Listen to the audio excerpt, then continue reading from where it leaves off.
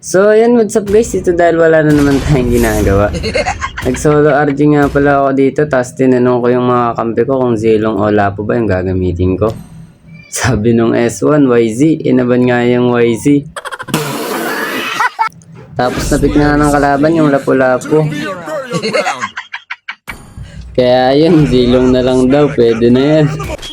Ang hindi nila alam, Zilong lang naman talaga yung alam ko.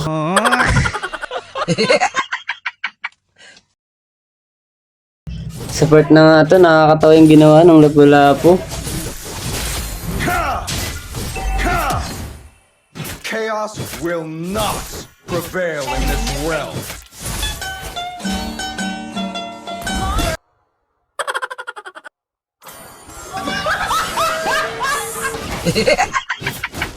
Sa part na to, inaantay ko nga lang mag-cooldown yung inspire ko para pag pinasok ko yung parsa, madali ko siyang mapapatay. At doon, nabigyan ko nga siya, napakaganda.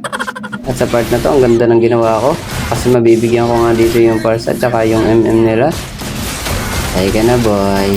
Patay ka na boy. Ang ganda nga ng ginawa ko dito kasi uunahin ko nga yung parsa.